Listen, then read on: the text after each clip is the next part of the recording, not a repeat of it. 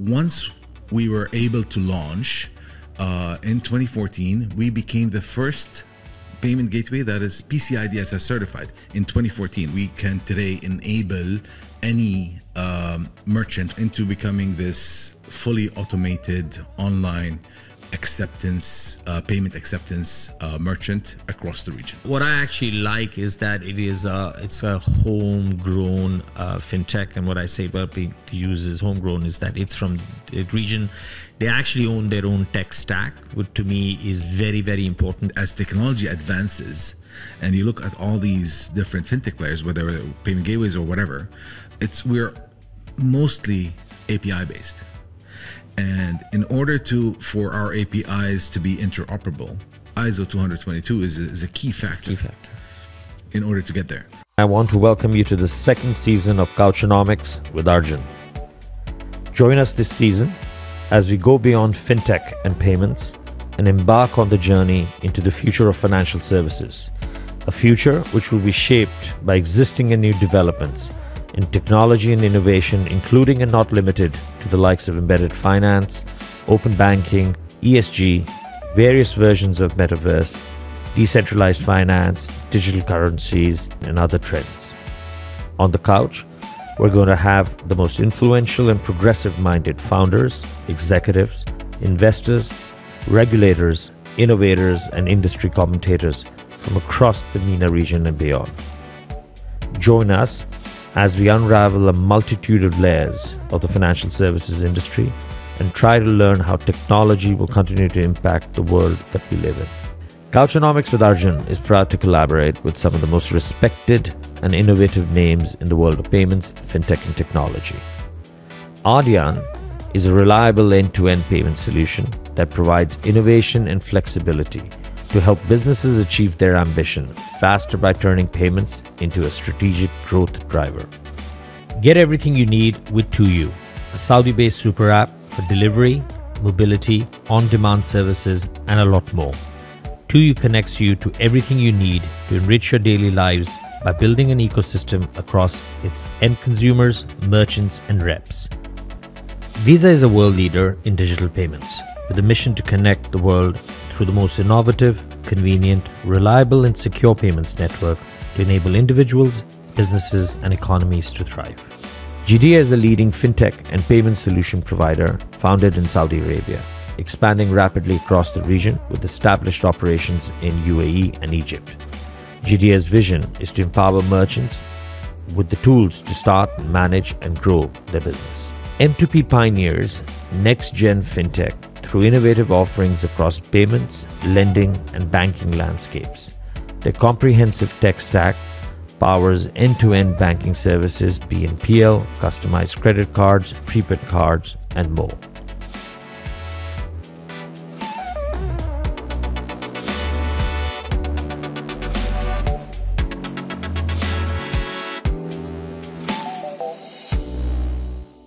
Hello, everybody. Welcome to today's episode of Couchonomics with Arjun. I'm your host. Joining me today is someone I've actually known for quite a few years, and we tend to bump into each other at a number of events. The one distinct difference is that he's usually in a black tie and I'm dressed like a hobo. But I guess that just goes with our personalities, if I was to say so. In any case, to tell you who that is, his name is Khalil Alami. Khalil is the founder and CEO of Telr. Telr's been around for nearly a decade. They were founded in 2014. They're a payments player who predominantly focuses on the e-commerce segment in the MENA region. And as we all know, e-commerce is growing by leaps and bounds, not just because of COVID, but also because of the way, I guess, commerce is shifting. So with that, I'd like to welcome Khalil. Thank you. You're not in a black tie today. I decided to join the fintech trend of being casual. I'm looking like a hobo, right? No, Khalil, it's good you could make it, and I'm cognizant that you have a travel schedule which is worse than mine, which involves traveling not across just the MENA countries but also back home at Jordan, or two homes which you have between Jordan and Dubai. So I really appreciate you coming in. I think what I'd like to do is I think there's no doubt we'll have a good conversation. You're obviously a payments person. I threaten to be one. So we will get into a nice dialogue. But I think before we get in, just for the sake of the audience listening in, and while I'm fairly confident that the vast majority of them know Telr well, it would be very interesting for sort of me and all of them to sort of hear this story over the last decade in terms of where does Telr come from, and where have you got to in your story in the last 9 to 10 years. Yep. Well, great. Well, first of all, thank you for having me, Arjun. Pleasure. It's great to be on the couch. Well, Telr started, like you said, in 2014. Back then in 2014, I want to say we were one of the first payment gateways to actually launch. I am not the original founder of Telr. The original founder of Telr is a gentleman called Khalil Alami, who used to be in PayPal and then left PayPal to start. There was a need. There were many gaps in the e-commerce world. E-commerce has, just kicked off. People that wanted, or merchants that wanted to, let's say, accept payments from their customers online, were going to solutions in the US, the likes of PayPal, other, multinational payment gateways at astronomical costs, sometimes reaching 6%, 7%, which is insane to think about. So at that point in time, Elias went out to build Telr, the first regional, homegrown payment gateway. And with that, he started setting it up, found some, good developers that left certain technology and payment gateway, international payment gateway company. They were bootlegging, building technology, and he went and acquired that whole technology and put in some more resources in order to build what we have today as our own proprietary technology, which is state of the art. Once we were able to launch in 2014, we became the first payment gateway that is PCI DSS certified in 2014. That was unheard of. Even when you look at all the startups that are coming up from this region as payment gateways, none of them were PCI DSS certified. So security was from the get-go part of our DNA. And from there, obviously, we started growing, onboarding merchants, providing various services, enriching our feature set and all that. And from there, things started growing. And then I was looking at Telr. Obviously, I had a very good relationship with the founder at the time. And at one point in time, in around 2019, I was reached out to, hey, come on, we have Telr, we want to go places and see what we can do with that. So I jumped on a plane, came to Dubai, looked at what is Telr, where has it, what has it become, and where it is, and I found a gem that needs some polishing. So we started the journey together as Telr 2.0, where started polishing this gem and reaching new heights, adding more features, enhancing the technology into what we have today. And we're very happy with what we've achieved, where we can today enable any merchant, whether it was an completely offline brick and mortar, or somewhat technologically savvy or not savvy, into becoming this fully automated online acceptance, payment acceptance merchant across the region. And when you see the word across the region, how many countries are you sort of present in? I know from an e-commerce world that it's a little bit like there are no borders. Yeah. But so how many markets are you?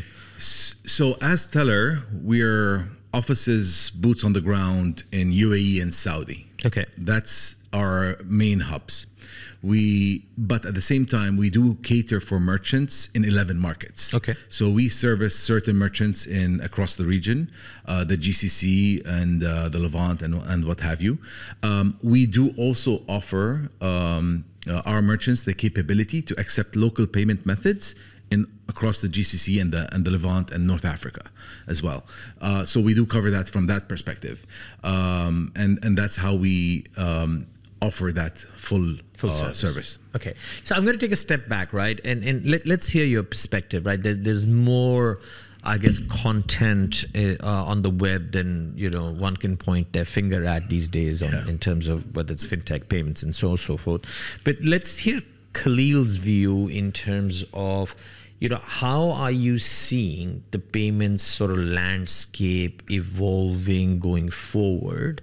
And if I just sort of simplify that question, because that question can go on for 2 hours itself, is what do you see as the greatest catalysts of change going forward, not necessarily looking backwards? Well, I think there's many catalysts if you think about it, and I think there's also many factors to consider, and I think that changes with the jurisdiction that we're talking about. Okay. So if we talk about UAE, it could be very different for KSA. It could be very different for Egypt.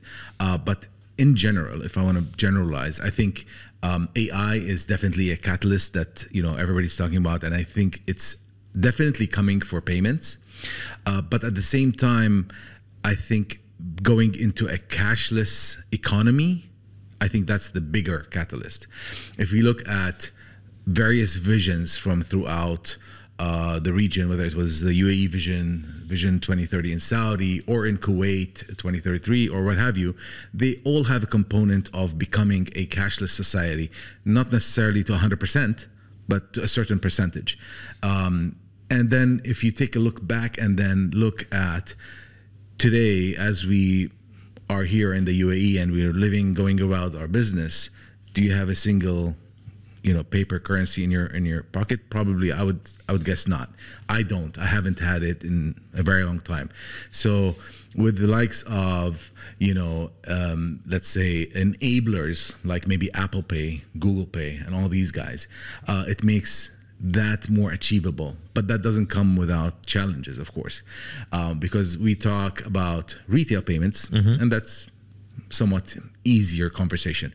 But if we talk about B2B, if we talk about people or let's say companies with LCs and larger transactions, how do you move them from being wire transfer, cash dependent, into checks dependent, into a cashless society?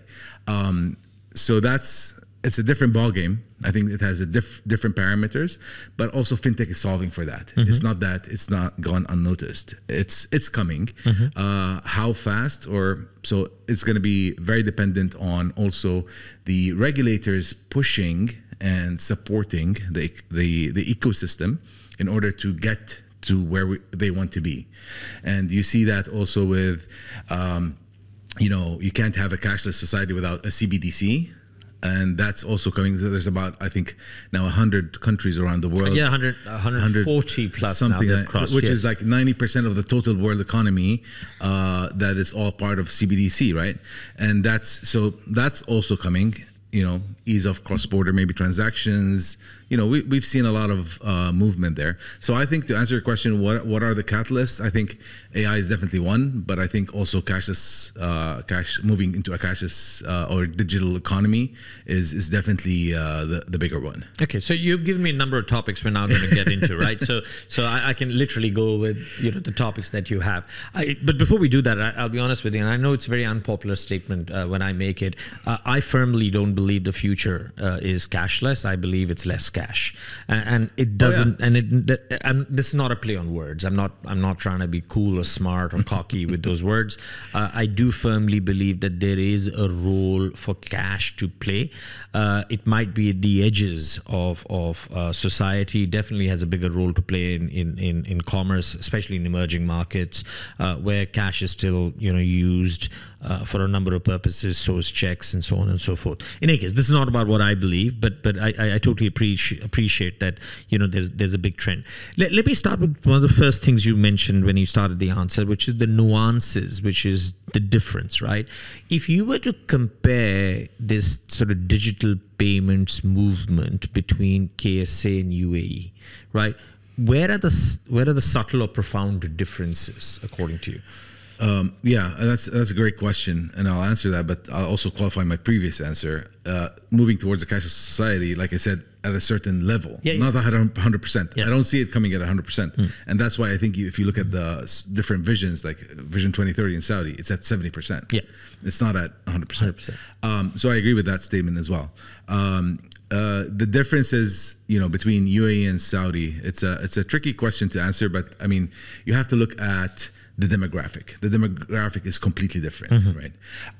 And if you also expand that comparison to the GCC, you will find that there's a lot of GCC countries that are debit heavy versus credit heavy.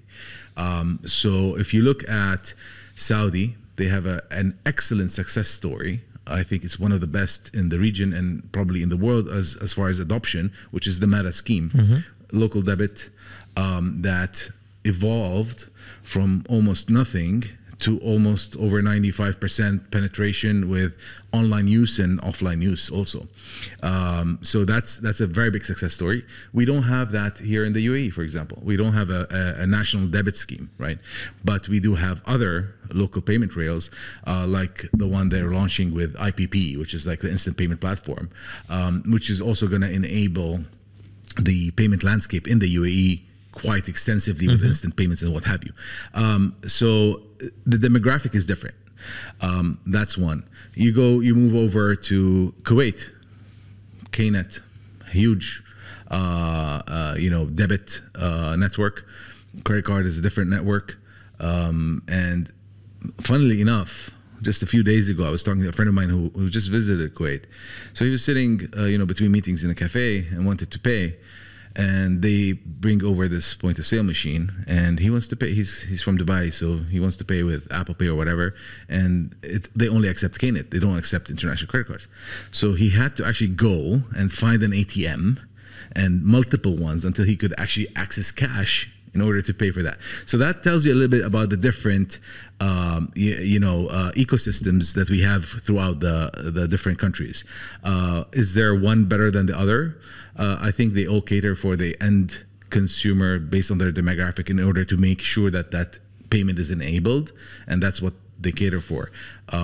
Success story in Saudi, that's fantastic. It's definitely a case study to look at, but at the same time, you look at what we have in the UAE and those payment rails that are coming also. Very big, right? No, I think you propel a very interesting question, right? So I'm a big fan of public infrastructure or public goods, if you want to call it, right? I think Saudi's success, whether it's with MADA or Sadat, is on the back of, I think, Saudi payments really, getting it right. Absolutely. Right? You have other examples globally. You have NPCI in India with UPI, which is an awesome success story. Absolutely. You've got PIX in Brazil, and there are other sort of. There's IPN examples in Egypt as well. Exactly right. There's one in Egypt too. Right. Let me sort of put a question then to you for someone who is in the payment scaling, and obviously you make money on. I guess volume of transactions, but also things like interchange and so on and so forth, right? This shift towards public infrastructure in payments, and I do still think it is a shift because I think there will be many more countries going into faster payments, leveraging public infrastructure, whether or not they launch domestic schemes or not, but I do think that we will see it because I think payments is becoming a bit of a national tool, right? Or nationalized tool, quasi-nationalized tool. How does that impact businesses like Telr? That's a great question. So I'll tell you what. I think there's a bigger play here, or there's a bigger view. So we are true to our DNA when we say we want to enable merchants to accept payments online from their customers. And that's our objective, right? And that's our mission. We don't say that we want to do that with credit cards. We don't say that we want to do that with debit cards. So, and with that in mind, so we pivot and shift with the trends in each market. So open banking is definitely a big play that's coming with the different regulations coming out and the implementation of it. So we do not only offer, and we pride ourselves as, one of the payment gateways that offers, the most payment methods and types. So other than credit cards and mobile wallets, now the next thing is, account to account. With open banking. So that's another thing. Payment platforms, like you mentioned, the one that instant payment that's coming here, we're also a part of that. So there are various things that we will be implementing, and it's a volumes game, right? So we pivot, we make sure that we have variety. Doesn't mean that if those like national payment schemes or public infrastructures are launched, that credit card is going to disappear. Right. So it's just a matter of collecting all of that volume and catering to make sure that you have the right service to enable that merchant so they can continue to evolve with the market and the customer needs. So I get that, but let me ask a very simple quick question, right? At the end of the day, you guys are a commercial entity. You have to make money. You also have finite resources, Sure. Both in terms of technical capability, human capability, and financial capability. But we're in the middle of this sort of, if I may say, craziness in terms of, proliferation of form factors, right? Proliferation of types, if I may say so, right? How do you guys evaluate which horse to back and which not to?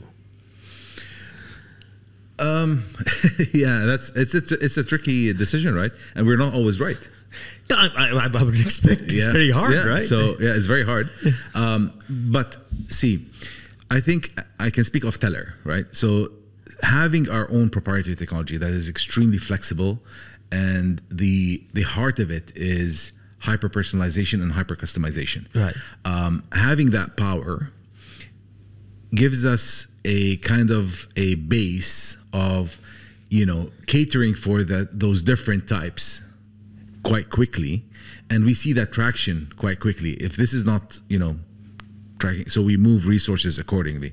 So I think it's kind of, so you look at different data points and different trends, and then you decide to back one more than the other. But if that's the wrong decision, we can pivot quickly. And that's the power of having our own proprietary technology rather than having a supplier spending all that money to get that module to support that. And then, this is the wrong module, we need the other one. And then you keep on paying and paying. So we don't have that. Right. We own our source code. Our developers are in-house. So we have the same salary structure that's consistent. So whether they're working on this project or that, it's a matter of shifting that. Let's stay with that sort of theme, the ability to sort of be able to integrate payment types and so on and so forth. Let me extend that conversation a little bit more, right? Again, something that I firmly believe is not a play on words, but actually a very interesting shift that we're seeing in the market is going from integrated payments to embedded payments, right? And we're not going to get into the definition and the nuances of those two. Anyone can actually Google that and sort of find the answer, right? But what's very interesting with embedded payments is that embedded payments and embedded lending, the lines have started to blur, right? Specifically, and you mentioned demographic, people wanting, I guess, fulfillment at the point of transaction, right? And we've seen sort of the rise of this sort of, naughty poster child of embedded finance called BNPL. So let me ask you 2 or 3 questions on that, very interestingly. Firstly, do you see BNPL Are you going to get me in trouble now? Okay. Well, no. There's no trouble. There's no trouble in this show at all. Do you see BNPL as a lending product, or do you see it as an extended payment plan product? That's an excellent question. That's gonna, put me in a tricky situation and get all of our friends in buy now, pay later upset, angry with me. But I've been very vocal about my position on BNPL. It's not new. Oh, it's not. It's been around for 200 years, if not longer. Exactly. Yeah. It had multiple forms, and now it's just digitized, right? it's a little bit more instant. But again, if you look at buy now, pay later, since it became a hot word, right? We have multiple startups, companies all around the world. I'm not talking about the UAE or our region, but all around the world that launched. And today, in my opinion, what is their biggest competitor or threat? It's two things. One is the banks, because they have the credit card, and post-transaction, or even if they're an acquirer, they can do it on the spot to offer you the extended payment plan. And EPPs have been there for a long time. Yeah. Can they do it at zero interest? Yes, they can. Is buy now, pay later always at zero interest? No, it's not. In some markets, it's not at all. No, because US Affirm is a great example. It's a point-of-sale financing product. Yeah. And I think one of the reasons why it was very successful in our region is it's because it's at zero interest. But how long can it stay at zero interest? So that's one question. The other thing is the likes of, I want to say, Apple Pay, right? They have they have the customer, his data, his trends, his history, and all that, and they just launched their Apple Pay later, right? Yeah. How much easier is that to use from a consumer perspective? So is it here to stay? I think it'll morph or burst in a certain way.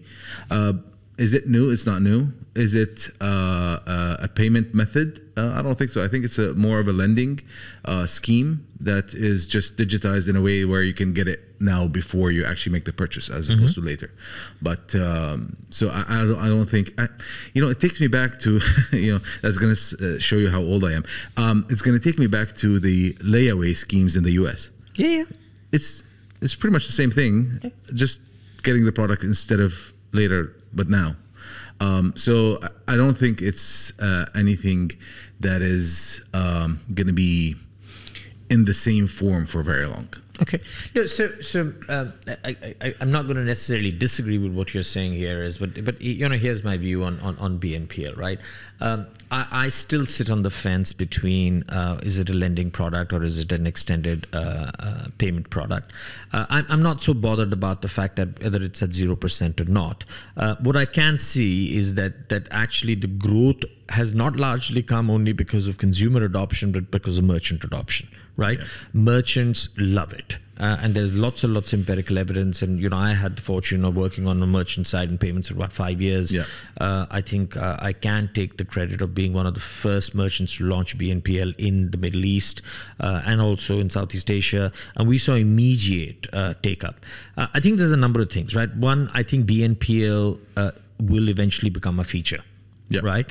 And therefore, if you're a pure BNPL player, you will have to evolve your business model. Sure. And we're starting to see that with the likes of Klarna, which is becoming a marketplace, others which are getting banking licenses, others which will become a technology player. Right. Where it gets very interesting for me is, one, I think the Apple Pay later analogy as a competitor or as a threat is both a threat, but actually it's expanding the awareness of the consumer for a product, but it's true. I'm not entirely confident that credit cards are like-to-like competitors for two reasons. One, credit cards only penetrate a certain segment of the society. Secondly, they're not that popular with a very large segment of the world, right? People don't want to carry large amounts of, debt, which credit cards can sort of accumulate. Secondly, and for whatever reason, and you're correct, EPP has been around for 10 years. Banks had a great opportunity to seize the EPP play, but chose not to. Sure. Right? Sure. And unless and until banks are willing to move, right? Because you can offer EPP on any product. Yeah. It doesn't have to be a credit card product, right? Sure. You could give a line of credit on a debit card for a customer who banks with you. Of course. Right? I just feel that banks are sometimes so fat and happy that they don't innovate. The question I have for you, again, coming back to it, is how much of a seismic impact do you think that the adoption of these so-called BNPL type products, however old they are, is going to actually happen in terms of how you guys evolve your technology stack going forward? So again, like you rightly said, it's a feature, right? So building features is what we do. This is the first thing. The second thing is, yes, they've had the buy now, pay later players have taken that opportunity that the banks are fat and happy and they're slow movers, and created that, user experience that is instant, where they can capture the market. So I think, again, like you said, it's a feature. So we continue to build our features, whether it was buy now, pay later or something else. So we will continue to So you offer BNPL today on Telr? We do, yes. Through partners, or have you built your own tool? So it's a mix. So you directly come to us, but what we've done is we've outsourced the credit risk. Obviously. So you don't take everything risk to a partner, yes. But the customer journey is completely built by you. It's built by us, integrated with the partner. Partners. Yes. Okay. Yep. All right. Is there an intent to go bigger on that, or that's going to be the strategy all along? I don't think so. I don't think to go bigger on that we'd have to carry credit risk, and I don't think we're going to be doing that for on a consumer level. Okay. But what we've done is, I think what we've seen and our approach is that the merchant is driving this, like you rightly said, and I think they are the ones that need finance, and that's why we've launched Telr Finance, where we actually extend financial support or loans to the merchant himself. Yeah, and I was as a working capital. Yeah, so I was going to come to that, right? So that's a very interesting development that we're starting to see in the business, right? And I think without sort of naming the name, there obviously there's an American company which comes from the roots in payments, yes, which has expanded, created an entire platform of services, yes, right? And they integrated with the likes of Shopify and others. Funny enough, Shopify I think generated, if I'm not wrong, about 70% of their revenue through Shopify Capital and other, yes, financial services products that you offer. So as Telr evolves from a provisioning of features and products and services, right? What does the future look like in terms of where are the bigger opportunities for you guys? Okay, so what we're trying to do, again, we're staying true to our mission statement. Okay. Enabling merchants to accept payments online. Okay. Right? Now, having said that, there comes a time where you've enabled so many merchants, but that merchant is not only an e-commerce merchant. So today we have clients that are they have web presence, and at the same time they have retail stores. Yep. Do we keep on focusing on the web presence and completely ignore the opportunity that we have in the card present world? And like we discussed earlier, card present versus card not present has become very thin line. Lines are blurred completely. Yeah. So the future of Telr is to be a payments player or a payments partner with our merchants in order to cater and capture all of their revenue, whether it was physical, present, not present, in an omni-channel way. And I think that's where you will see us moving towards an omni-channel approach with various components built in throughout the customer journey. Okay. And so we're going from a mono channel to an omni-channel view. Two questions. One is there's a lot of conversation around this term called unified commerce, yeah, right? Not many people. I've over the last sort of 12 months educated myself on what the differences are, and again, it's not a play on words. There is a difference. So one is, what's your view on how does unified commerce differ from omni-channel, and if it does or doesn't, in your view? And secondly, what capabilities will you necessarily need to build, right, in the background, if I may say so, right, yeah, to be able to allow you to do that migration towards becoming what you call a payments partner? So I think the main, or one of the main catalysts that will really help in unified commerce and in and it could be, I think, the best addition to the fintech world in the last 3 decades is the ISO 20022. Yep. Once you have that protocol there that is more featured, fraud preventative, and more unified, I think it enables us to be more integrated with a bunch of different players in order to come up with unified commerce as well. But to move forward, I think unified commerce is definitely where we're going, from omnichannel to unified commerce, and today, that doesn't come from. It's not a leap. I mean, we've already been there. We're building there. It looks more of an organic move with what we have right now. So, I mean, whether it was, safeguard features, tokenized cards, all that stuff. I mean, all those features are, just driving us towards a unified commerce approach. Unified commerce view. So let's talk a little bit about ISO sort of 222. I was at a conference in Kigali, Rwanda. And I think this came up as a conversation. Correct me if I'm wrong. There's also an entire interoperability angle to the ISO Absolutely. 2022, right? And there's 2 ways to look at interoperability. One is that it is it's the silver bullet in terms of driving digital payment adoption, especially in the cross-border world, where actually the lack of interoperability is both a cost driver and a pain, right? But you could argue that's the same challenge now emerging in non-cross-border transactions, as you have multiple forms of payments, right? You're going to have your stable coins. People want to pay using bitcoins. I don't even know why, but again, there are people out there. There's faster payments. There's credit cards, debit cards. There's domestic schemes which are government owned.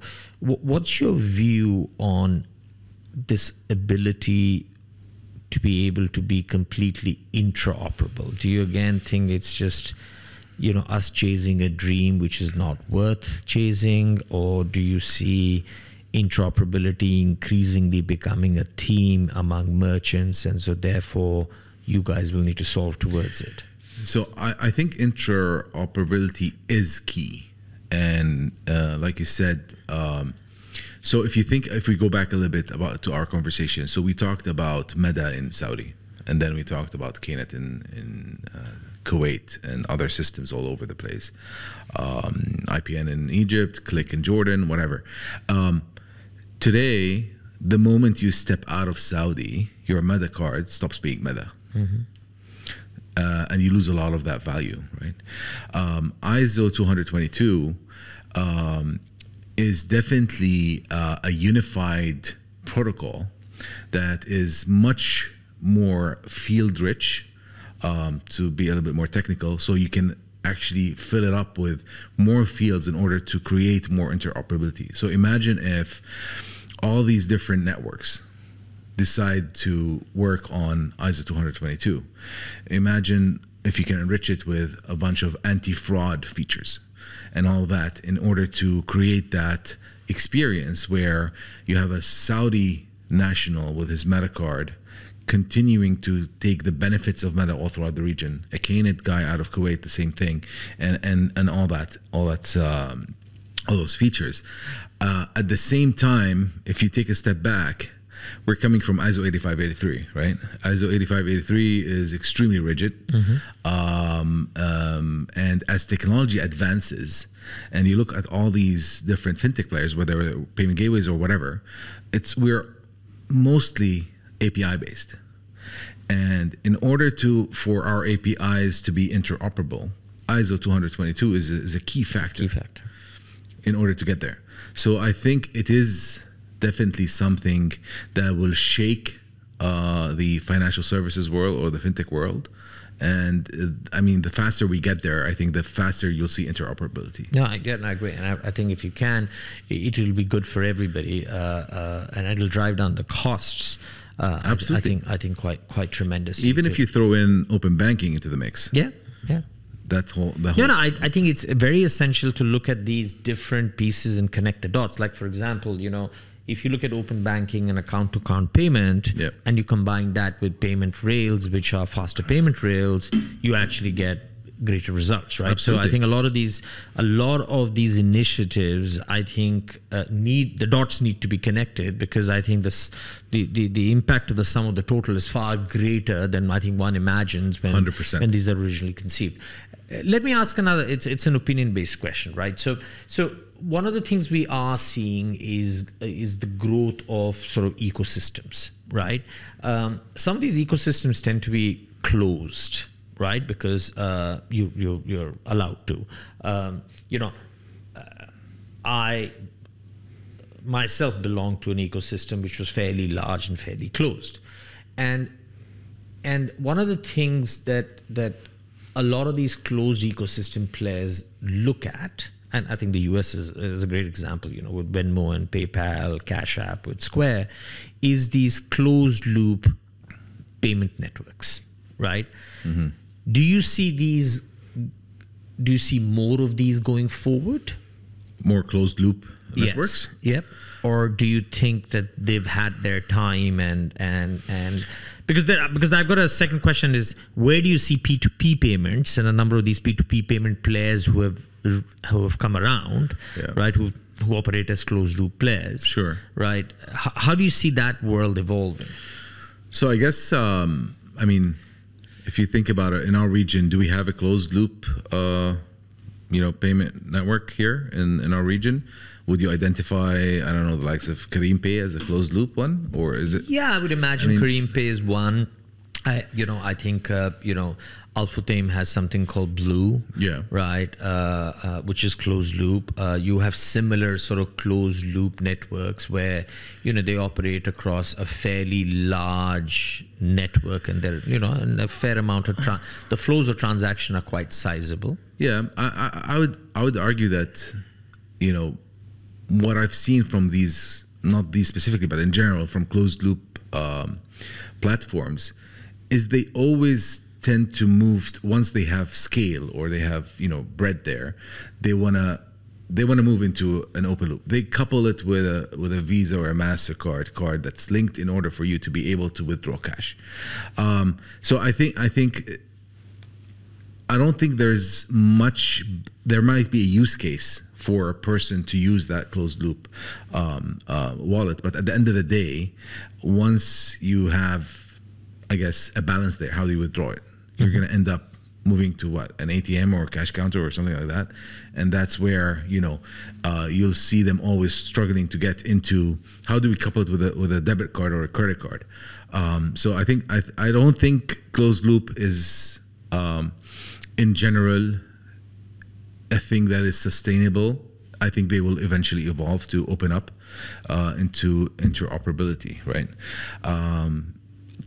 So that's the one thing. But at the same time, P2P is quite interesting. But today, the players of P2P, I think the long-term play is, how do I do embedded finance, open banking, and P2P all in one, where I can, if I'm banked, I can get the money from my bank immediately and pay it. If I'm not banked, how do I cash in and cash out and all that? So I think I'm not a big fan of closed loop networks. Okay. And I think there is a time for each one that will pivot into opening up. Okay. So I don't know if you're a fan. What do you see the future of credit cards?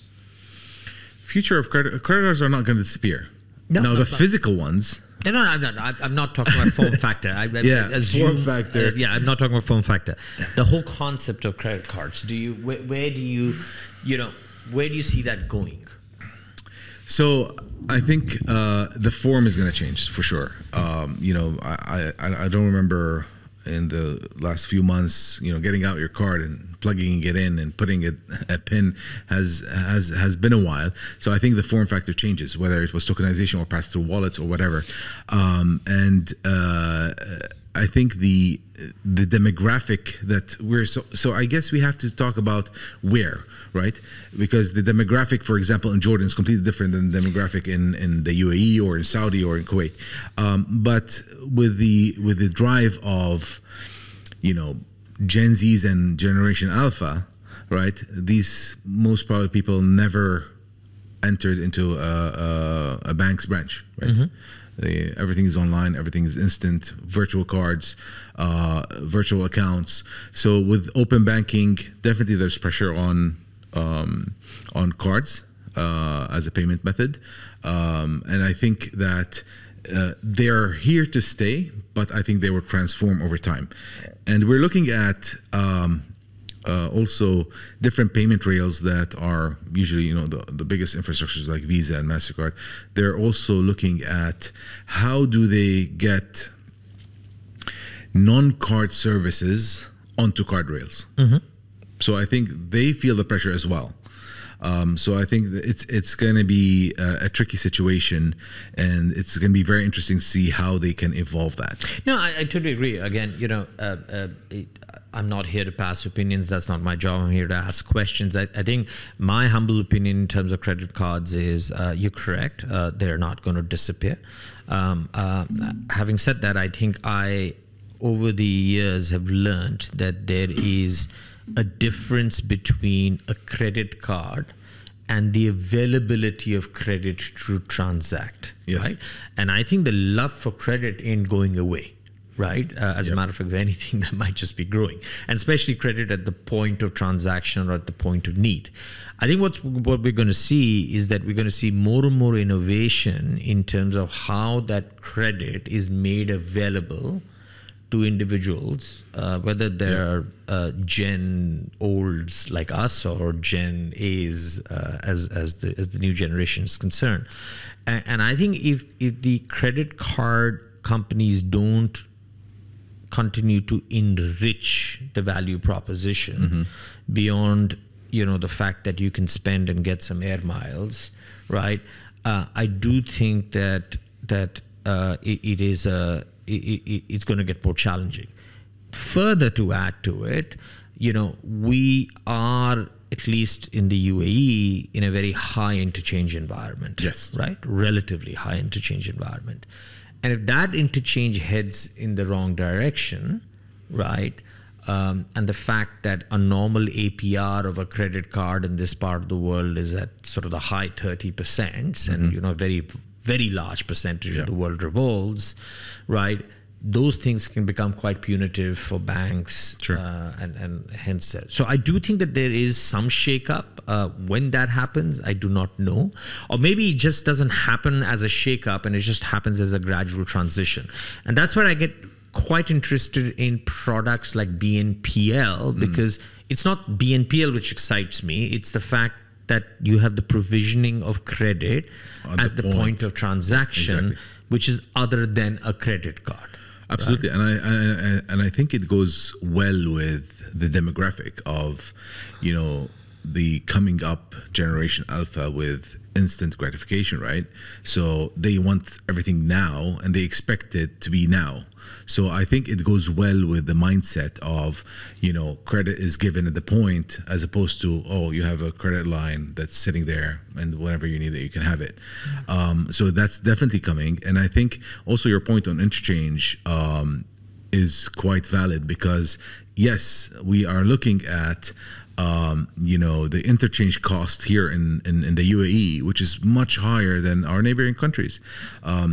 There is a very bold move coming in on Meta come September 1st, which is actually the regulator is pushing down the interchange drastically, almost cutting it by half, which is excellent for the merchant, excellent for the consumer.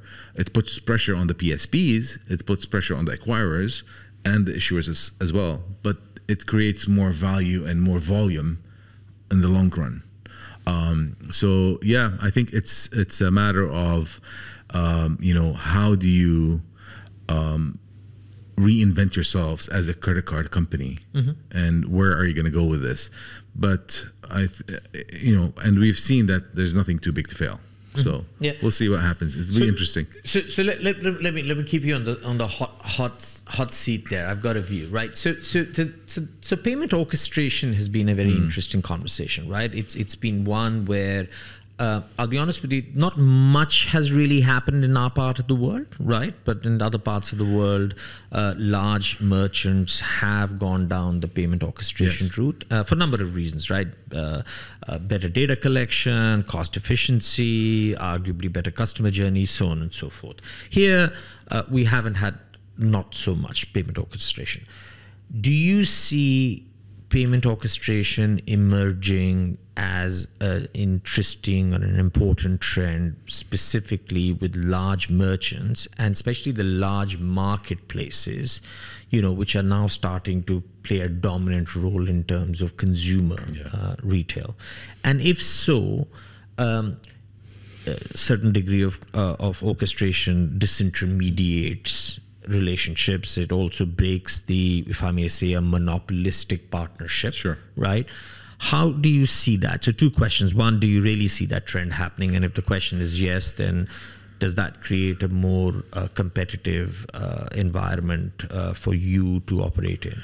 So payment orchestration, like you said, it's not new. It's maybe new to the region. We look at India, very sophisticated payments market, very advanced. Payment orchestration has been there for quite some time. We are seeing the rise of a few payment orchestrations companies that are here in the UAE that we've already connected to. Okay. And you're going to see those upcoming very soon. I think it depends on the value that they bring, right? And how they're going to play it. So today, if I'm a payment orchestration and I come to a large retailer, what value am I bringing to them? So first, cost effectiveness. And more importantly is success rates, right?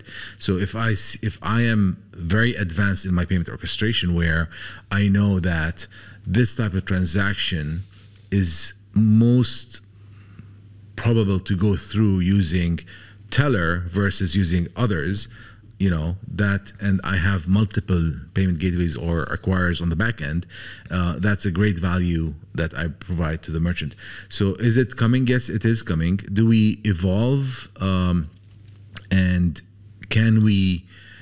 So what is our stance as Telr with payment orchestrations? We are supporting them, but at the same time, we do offer that payment orchestration in a sense, or the same value that payment orchestration provides for their relationships, we provide it also to our merchants by introducing smart routing, different data points that lead to rule-based real-time decision-making on the front end, as well as soon AI, where we look at various history, predict the future, and how we handle that routing.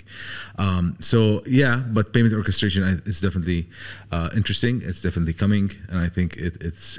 I think I'll be honest with you. I dabbled with payment orchestration 5 to 6, 7 years ago.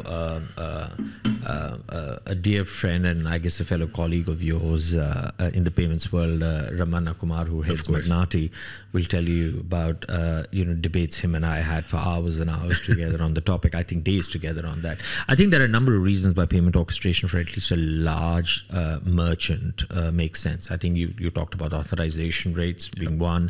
I think smart routing, which means you can actually drive on-us transaction and therefore in a high interchange environment tackle that. I think there is opportunities around data monetization, or at least making more sense of the data that you have. There's fraud. And it creates a nice little sandbox for you also, where you can actually test and trial new things. So I think that there is enough reason. I've just always been surprised that it hasn't taken off in the region as quickly. But in any case, we're not going to argue about why it hasn't taken care. But you made a very good point around the use of AI. Let me try and give a separate slant to it, because we don't necessarily want to get into AI in a long way. We had lots of conversations on AI here.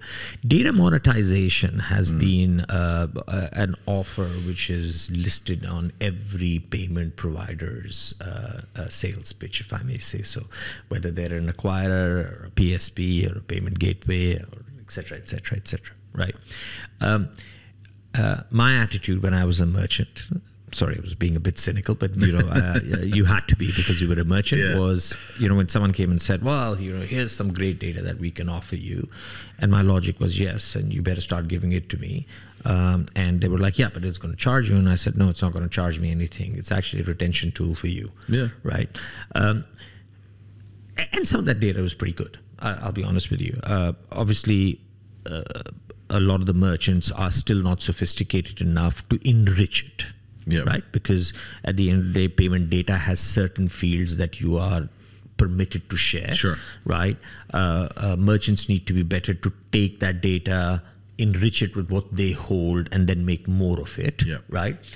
But do you really buy into data monetization as an opportunity for payment players to make more money, or is my cynical statement that it is more of a retention and a differentiation tool the honest truth? So I agree with you. I think it's more of a retention tool. I don't think we will ever be selling data to make money out of it. Right. First of all, we have to remember that the data itself originated from whom? Yeah, from the merchant. Right? Yeah. So he can argue that it's my data. Right. This is one. But definitely we will use it, and we already use it in our merchant dashboards, where we provide insights of what is going on with your transactions and your customers and what's going on in real-time mode. So we already offer it for free. So again, it's a retention tool.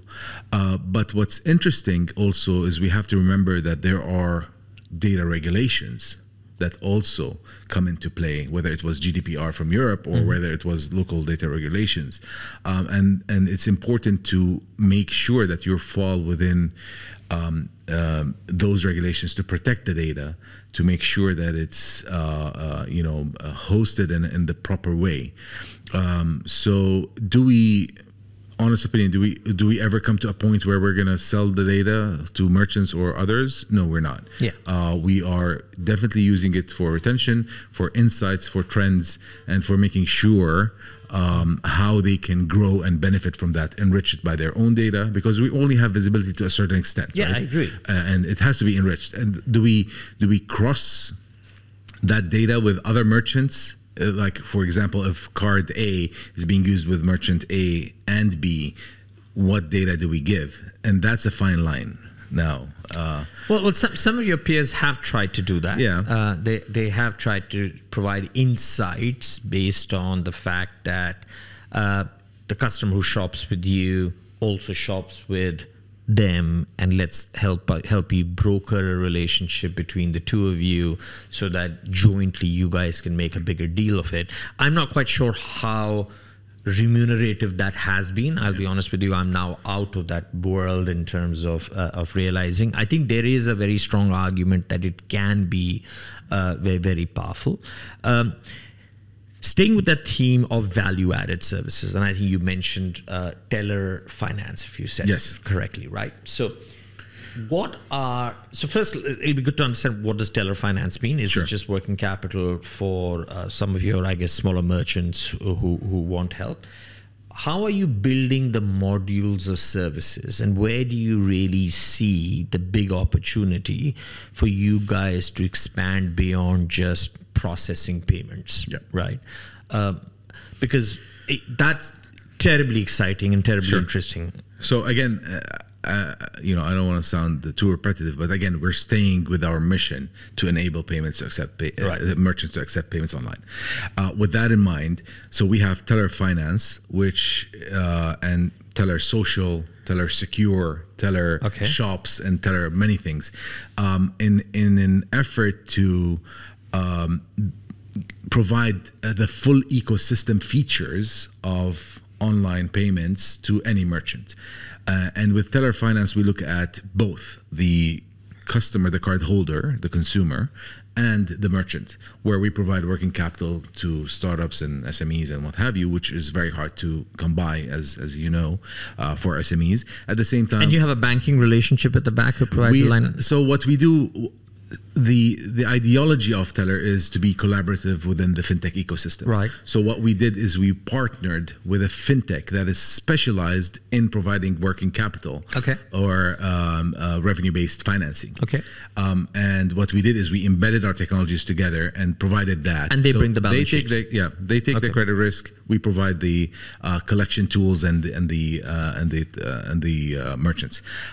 So that's one side of it. The other side is on the consumer, which is Telr Buy Now, Pay Later, with also another fintech friend. So this is the one aspect. The other aspect is Telr Shops, which is today, I want to say something similar to any shop front that you can get online. The difference is it's already integrated with all of our services. So it comes with payment. It's integrated with last mile delivery as well, partners. It has SEO, SEM, integrations, and it has a full sales management and sales order management. So it's like a white label Shopify? Exactly, but it's in 4 minutes, 5 minutes, you're set up. There's multiple themes, and it's already integrated with the payment. Okay. And it's a SaaS model, so you don't have to worry about high costs like. And so, how aggressively are you guys pushing that? So we just launched it, I think, about a year ago, and now we are full blown. You do buy into the fact that direct to consumer will grow, absolutely, versus marketplaces. Absolutely. You don't see marketplaces prevailing and D2C struggling? I think it's no, I don't think so. Okay. I think there is always a special touch with direct to consumer. Agree, 100%. And I'm a big fan of D2C businesses. Yeah. So yeah. I mean, it's depends on what view and what window you're looking from, but. So then you have with that, so Telr Social, which enables freelancers or let's say the gig workers, to actually sell through their social media channels. Okay. By providing them, and then you have the B2B channel where you have this.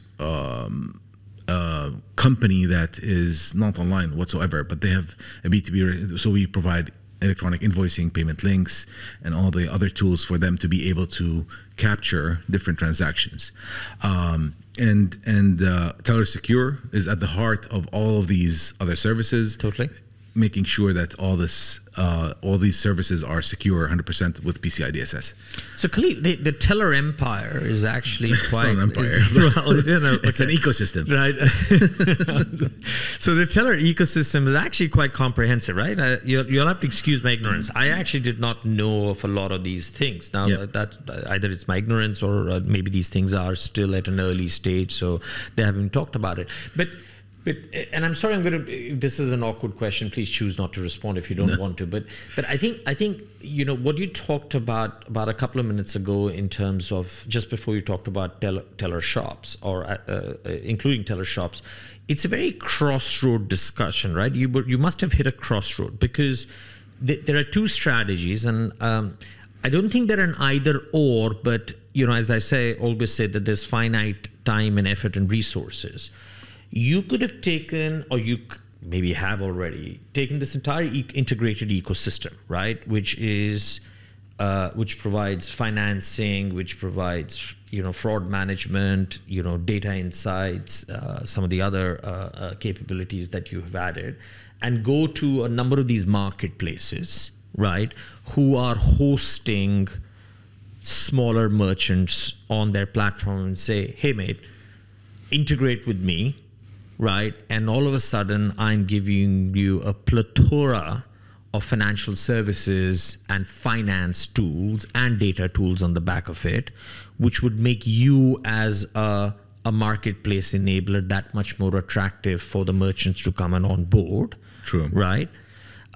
versus saying, no, I'll actually be the market-based enabler, right, by creating Telr shops, and I'll go and source these D2C businesses to come and on board onto ourselves. And the reason we're more attractive is because we're not just offering a platform on which you can set up a business in 5 minutes, but you get the plethora. So are you on those crossroad right now? Have you crossed that crossroad? I think to answer this very simply, I think with the current regulations in place, I think it makes the first option much harder to deliver.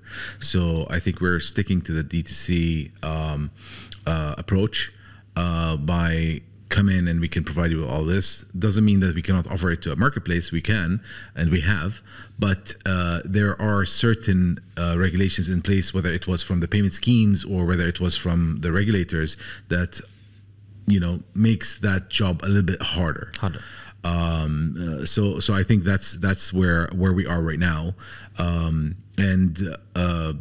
we continue to build upon that. How will this eventually move? So I think there's once we morph into the future of where we're going with what we're doing, I think it becomes much easier for us to go through the other route. Okay. I'm cognizant of time. I have two last questions. We started with B2B payments, right? What's your view in terms of both B2B payments? What are going to be the greatest catalyst of change, right? How is it actually going to become an area of interest that it demands, right? But if I'm not wrong, B2B payment transactions are, I think, 5x or 6x of what B2C are. And how are you guys planning to play a role in that? So a bigger role in that. So I mean, it's a more complex payment infrastructure. Yes. It has longer contracts, larger amounts, bulk payments, more futuristic payments and what have you. So I think it's a little bit more complicated to navigate. Having said that, I think the digitization that is happening throughout the world, and specifically with more B2B businesses adopting more technology and having certain fintechs that are approaching a B2B approach. And while we are embedding our payment rails within those, I think that's how we are approaching it. But right now, as we stand today, we provide B2B features or payment features for B2Bs for them to be able to collect their revenue. But we are embedding our technologies, our payment rails within B2B specialized fintechs in order to tackle that. Okay, interesting. Again, the mindset of Telr is a full collaboration between the fintech ecosystem. So it doesn't mean if there is an opportunity that we're going to go ahead and build it. If there's somebody that's specialized in that makes it better than we do, let's collaborate and Yeah, I like that style. So maybe I'm over summarizing here in the last sort of 45 minutes or 15 minutes of the discussion. What I realized is that you guys are fairly brave in terms of dipping your toes into opportunities as they emerge. You're willing to stick by it, and then if it makes sense over a period of time, then you sort of double up and put the effort. And if it's not, you sort of accept the you take it on the chin and you say, let's move on to the next. Let's move on to the next one. And I guess that is the spirit of entrepreneurship, isn't it? At the bottom line, absolutely. I mean, your ability to be an entrepreneur that falls down and stands up again. This is part of our DNA. At the same time, our ability to be flexible enough to pivot and know when this is done, we have to pivot to the next thing. And I think that provides the fluidity and the customization. It's all about us, at the end of the day, being able to provide a hyper-personalized product that caters to the end consumer of the merchant in order to grow the merchant and to grow the consumer base. That's pretty much it. Great. Last question. Right. A lot of people in your position running a payments acceptance play, right? When I ask this question, turn around and give very simple answers saying, fine if this payment type captures traction. We'll make sure that we learn how to process it. So I'm going to talk about digital currencies for a second, right? I'm not going to accept that as an answer, right? Sure. So you're not just going to tell me that if it catches traction, I'll process it, right? Your view on digital currencies, including CBDC retail, which I personally, from where I sit and for the limited knowledge I have, I still struggle with. I think a wholesale CBDCs makes perfect sense. Retail, I think is still a question mark, at least in my humble opinion. Stable coins, right? We're going to see more and more of them as they get more stable. We had the PayPal news which came out a couple of days ago, and then there's the alternative coins, including Bitcoin and stuff, being used for making payments, right? What's Khalil's view on the future of sort of digital currencies in this region? And I'm only talking next 5 years. So I think if I want to rephrase that question and ask you, would you ever potentially see a person going into Starbucks in DIFC and use his Bitcoin wallet to pay for a cup of coffee? No, I think it's ludicrous. I'll go as far as saying is anything which has that level of volatility, I don't see that. Yeah. I do see certain stable coins being used. So with that in mind, we had the opportunity for, I want to say a year now, to actually introduce all the different cryptocurrencies or coins as a method of payment at Telr, to offer it to consumers to be able to pay the merchants, and us being able to process that payment and settle it to the merchant quite efficiently, but we decided not to. Okay. Today, if I want to do that, there's multiple aspects to consider. One is regulation. Today, between VARA, CBUAE, CMA, there are regulations in place. Do they 100% cover that payment? I don't think so yet. I don't think it's evolved enough to get there. Does that mean that we cannot do it? Yes, we can do it and still be within the regulation. But the way you do it is basically putting your trust in an exchange that will convert whatever that coin is into fiat. And today, what exchange should I trust? Okay. I'm being very blunt. I don't trust any of them. And to take that risk, even if I trusted any of them, and to take that risk on behalf of that merchant, I don't think I would be delivering our fiduciary duty in completeness to that merchant. Okay. So that's my personal view. That's why we didn't do it. We could have launched it and gone live with it about a year ago, but we did not. Okay. Do you have a view on CBDCs from a retail perspective? I think it's going to be tricky. I think it's going to be heavy to start with, and I don't see how it's going to pick up in retail. It probably will eventually, but I think it's going to be a very heavy move towards that. And once that happens, I think us adopting technology in order to be able to cater for that payment is going to be much easier. The infrastructure is probably public.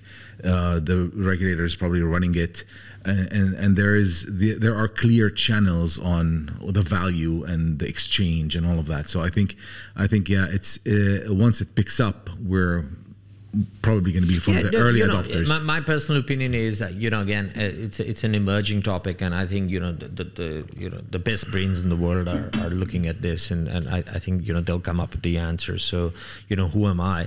But I think a lot of what retail CBDCs could solve, are looking to solve, could be solved through programmable fiat too. Yeah. Right. Maybe there's a lot of thinking going on there. It's not publicly spoken, because I think a lot of people have in the past mistaken programmable fiat for CBDC retail, which is actually not the case. And again, we're not going to spend another 15 minutes talking about it. And if anyone's listening, I think it's something that you guys should look and search if the topic is of interest. But no, I take your point, right? In the sense that it is an emerging area. I do think digital currencies, tokens, and alternative forms of payments will exist. I think they will become a part of it. I do feel stable coins will gain traction faster, and especially if players like PayPal and others launch their own sort of stable coins which are stable. I think you will see a certain amount of traction. Obviously, we're seeing this world of, the metaverse world emerge. You will obviously see some transaction. For me, the closed loop angle is interesting from a gaming perspective. Yeah. Right. And obviously, there has to be some level of interoperability eventually for that coin or that token to be able to come out into the real world, right? So I do see that come through. What are the 3 or 4 big bets then, without you revealing the secret of Telr, that you are looking to make in the next sort of 2 to 3 years?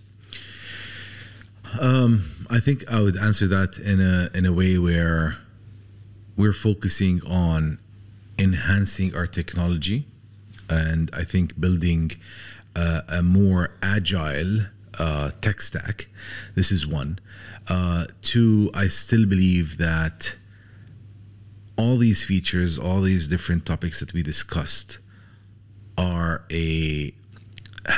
the user experience at the core. And I think this is a main focus for us, which is user experience. And I think this is the gold mine behind the drivers of everything, specifically because it's coupled with the demographic. And then I think we will be more focused on omni-channel / unified commerce. And I think these are the 3 main areas that we will continue to build upon and focus on in order to reach, let's say, the next 3 to 5 years. Excellent. No, and I think there is a symbiotic relationship between the 3 that you've mentioned, right? Yeah. Because I don't think you achieve one without the other, or one is the enabler with that. Khalil, thanks a lot. I hope you didn't find the conversation so heavy at the end of the week. We could have talked about lots of other interesting topics, but I knew this conversation was going to get a little bit heavy. But no, I really appreciate you taking our time. It's my pleasure. Have a good weekend. Thank you. Back with the family. You too. And it's great. I mean, thank you so much for having me. It's always a pleasure conversing with you on payments. Well, I wouldn't use the word pleasure. Maybe there are better words or different words. But no, I'm sure I'm going to see you again. We have a number of events coming. Yep. I always make it a point to come to your booth. You obviously do an excellent job of how you set up Telr at the various events. I think there's a few events coming up in I think Saudi Arabia and then in other parts of the Middle East. I wish you the very best. Thank you so much. Going forward, right? So everybody, that was Khalil Alami, founder and CEO of Telr. And as I said, the Telr empire, or as I was corrected, the Telr ecosystem is actually a lot wider, with lots of very interesting things they're up to. So I think it's a company worth watching. What I actually like is that it's a homegrown fintech, and what I say about being used as homegrown is that it's from the region. They actually own their own tech stack, which to me is very, very important, because there are one too many, if I may say, payment players which have been built on stacks that are borrowed, rent, or begged by third parties, bigger players, and obviously that doesn't give them the agility.